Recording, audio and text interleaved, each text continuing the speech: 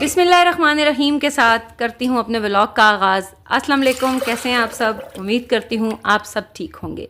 जितनी मेरी बहनें मुझे देख रही हैं, आज देख लो मैं कड़ी पकोड़े बना रही हूँ स्पेशली आपके लिए। तो जिस तरह मेरी जो मदर इन लॉ बनाती हैं मैं उस तरह बना रही हूँ। और दही की कड़ी मैं आज बनाऊँगी, बहुत ही मज़ेदार, खट्टी खट्टी सी, सबको अच्छी लगती है। और पकोड़े उसमें डाल के खाने का मज़ा ही और है। और ऊपर से कड़ी पत्ते का बघार, क्या बात है जी। आज के व्लॉग में आपके साथ शेयर करूंगी कड़ी पकोड़े रेसिपी, और इसके साथ साथ हम आपको आज बताएंगे कि हेयर एंड केयर बालों की कैसे होती है। मैं अपनी बच्चियों के बाल जब बनाती हूँ तो क्या क्या चीज़ें अप्लाई करती हूँ, और कौन सा ऐसा वजीफ़ा है जो कि मैं कंघे पर पढ़ती हूँ और अपनी बच्चियों के बाल बनाती हूँ। तो माशाल्लाह अल्हम्दुलिल्लाह उनके बाल काफ़ी अच्छे लंबे हो गए हैं। 1 महीना हो गया है मैं एक चीज़ कर रही हूँ, मैं ऑयलिंग कर रही हूँ और साथ वो वजीफ़ा बाकायदगी से। तो 1 इंच तक मेरी बच्चियों के बाल बढ़े हैं, जो कि आज मैं आपके साथ शेयर करूँगी। देख सकते हैं आप, मैंने 2 बड़े डोंगे के चम्मच लिए थे और दही जो मेरे पास तकरीबन आधा किलो के करीब था इसमें डाल दिया था। सब्ज़ मिर्चें भी डाल के इनको ग्राइंड कर लिया था। अब हम चलते हैं इधर। यहाँ पर मैंने इसको एज़ इट इज़ उठा के सारा मिक्सचर जो है डाल दिया था। फिर इस पे मैंने पानी जितना भी रिक्वायर्ड है डाला, क्योंकि मेरी जो मदर इन लॉ है ना, अम्मी, वो ऐसी ही बनाती हैं। और गांव में जब हम बनाते हैं लस्सी से कड़ी, तो उसका फ्लेवर डिफरेंट होता है। इन लोगों को दही वाली कड़ी पसंद है, इसीलिए मैं इस तरह बनाती हूँ जी। तो ये थोड़ी लस्सी फ्रिज में पड़ी हुई थी मक्खन की, तो वो भी मैंने इसमें ऐड कर दिए। जो मसाला जात हम इसमें डालेंगे सिंपल, कोई मुंह में आने वाला मसाला नहीं डालेंगे। नमक डालेंगे, सुरख मिर्च होगी और हल्दी होगी। और जी लहसुन, मैंने जब बेसन को ग्राइंड किया तो 2 जवे लहसुन की भी डाल दिए थे साथ ही।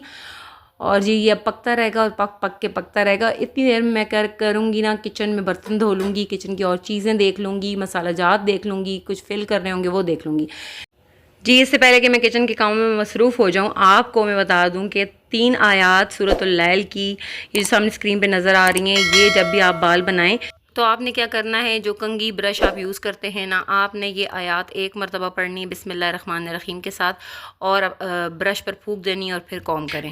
आयात हैं वल्लैल इज़ा यग़शा वन्नहार इज़ा तजल्ला वमा खलक़ ज़करा वल उन्सा। ये 3 आयात हैं। ये 1 मरतबा भी पढ़नी है, बिस्मिल्लाह स्टार्ट में पढ़ लेगा, और 1 मरतबा ही पढ़नी है और आपने कंघे पर फूंक मारनी है। इसके अलावा मैं इनको ऑयलिंग करती हूँ। छुट्टी वाले दिन तो 2-3 दिन के लिए ऑयल इनके सर में लगा रहता है, या वैसे बीच में भी अगर ये लगवाएं तो मैं ऑयलिंग ज़रूर करती हूँ। कोकोनट ऑयल बहुत ही ज़बरदस्त है। इसके साथ साथ अगर अब गर्मियाँ हैं तो धनिया का और रोगने जो कद्दू होता है ना, वो मंगा के दोनों मिक्स करके आप बालों में लगाएं तो बालों के रिज़ल्ट्स अमेजिंग होंगे। इसके अलावा ख़ुराक बहुत ज़्यादा काउंट होती है। ख़ुराक अच्छी होगी ना बच्चियों की, बच्चों की ख़ुराक में दूध का इस्तेमाल करें, सौंफ, काबली मिश्री और बादाम का इस्तेमाल करें। इसके साथ साथ आप जी बालों के जो हेयर मास्क होते हैं वो भी अप्लाई कर सकते हैं, जैसे कि अलसी का हेयर मास्क जो होता है। और चावल भिगो के रात को रख दें और सुबह उठ के उसका जो पानी है उस पानी से स्प्रे बॉटल में डाल लें, और वो स्प्रे जो है ना आप अपने बालों पर ऊपर से लेकर नीचे तक करें। ये बहुत ही ज़्यादा ज़बरदस्त टिप्स हैं, और मैं ये वक्तन फ़वक्तन ये चीज़ें करती रहती हूँ जो भी मुझे अवेल होता है। ये नहीं कि मैं पक्की एक ही चीज़ करती हूँ। वो कहते हैं ना कि जितना गुड़ पास हो उतना ही मिठा होसी। तो बालों का हिसाब भी यही, जितनी आप उनकी केयर करेंगे, ख्याल रखेंगे, अपनी खुराक का ख्याल रखेंगे, पानी का इस्तेमाल ज़्यादा करें अपनी जो डेली रूटीन है उसमें। इसके अलावा मिंट के जो लीव्स हैं वो भिगो के रख दें और पूरे दिन उसका पानी पिएं, वो बहुत ज़्यादा स्किन के लिए अच्छा है, बालों के लिए अच्छा है। तो ये सारी चीज़ें छोटे छोटे टोटके होते हैं जो आप करते हैं, तो इन्हीं टोटकों से ही इंसान को फ़ायदा होता है। इसके अलावा जो तारा मीरा जो तेल है उसके जो रिज़ल्ट हैं बहुत ही ज़्यादा अमेजिंग है। आपके बालों में जुएँ भी नहीं होती हैं उससे, और बाल बहुत ज़्यादा लंबे घने काले से आप बिल्कुल होते हैं। तो उन तारा मीरा जो तेल कड़वा तेल होता है, जिसको जुमिया का तेल भी कहते हैं, बहुत ही ज़्यादा उसके बेनिफिट्स हैं और बालों के लिए भी बहुत ही ज़्यादा अच्छा उसका रिज़ल्ट है।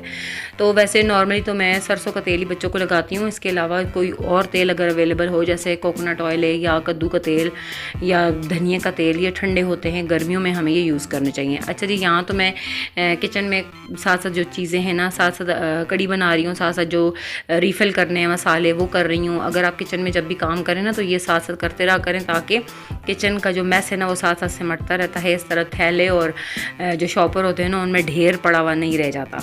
ये जी मेरे पास ये जो बॉटल है ये जैतून के तेल की थी, और इसमें अब मैं अपना तेल फिल कर लेती हूँ। यहाँ पे आप देख रहे हैं टमाटर और प्याज, ये टमाटर और प्याज दोनों ही रखे हुए थे फ्रिज में, तो फ्रिज में आपको पता है चीज़ रखी रहे तो अजीब सी हो जाती है। मैंने क्या किया, इनको ना गला दिया है। फिर जब भी मैं कोई हांडी बनाऊंगी तो उनको ग्राइंड करके भून लूँगी और मसाला मेरा रेडी होगा। यहाँ पे देख सकते हैं आप, सरसों का तेल हम लोग इस्तेमाल करते हैं। तो सरसों का तेल कैसे पकाते हैं वो आपके साथ शेयर कर रही हूँ। इसमें बस आटे की 2-3 रोटियाँ डाल दूँगी और ये हल्की आंच पे तकरीबन 1.5-2 घंटा पकता रहेगा। फिर मैं वो रोटियाँ जब ब्राउन हो जाएंगी तो मैं 2-3 रोटियाँ और डाल दूँगी। तो इस तरह जब हमें इसकी खुशबू पकी हुई आना शुरू होगी ना तो हमारा तेल रेडी हो जाएगा। यहाँ पर जी मैं तैयारी कर रही हूँ पकौड़ों के मसाले की यहाँ पर तैयारी हो रही है। नॉर्मल जिस तरह डालते हैं चीज़ें वही मैंने डाली है। सिर्फ सूखा धनिया मैंने डाला है यहाँ, और नमक है, सुर्ख मिर्च पीसी भी डाली है मैंने यहाँ, और इसके अलावा मैंने सब्ज़ धनिया डाला है। सब्ज़ मिर्च मैंने नहीं डाली क्योंकि बच्चे नहीं खाते, उनके मुंह में आएगा ना वैसे ही उन्होंने स्पिट आउट कर देना है। तो जी यहाँ पे मैं पहले इसको मिक्स कर लूँगी, फिर थोड़ा थोड़ा पानी डाल के ना इसका पकौड़ों का मिक्सचर जो भी है वो बना के रख दूँगी।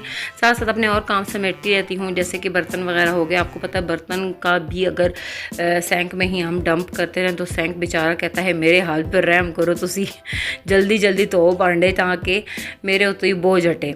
तो जी फिर पहले तो मैं ऐसी करती थी, डंप करती रहती थी और इकट्ठे जब होते थे एक बार ही धोती थी। लेकिन नहीं, जो मेरी मदर इन लॉ हैं वो भी यही कहती हैं और वो सही कहती हैं। वो जब उस वक्त तो इंसान को होता है कि वो इस तरह बोल रही हैं, लेकिन जब अब मैं ख़ुद काम करती हूँ ना तो मुझे अंदाज़ा होता है वो सही कहती हैं कि जी बर्तन 2 हैं 3 हैं जितने भी हैं साथ साथ निकालती जाओ, तुम्हारा किचन बिल्कुल साफ़ सुथरा रहेगा। और वही बात है।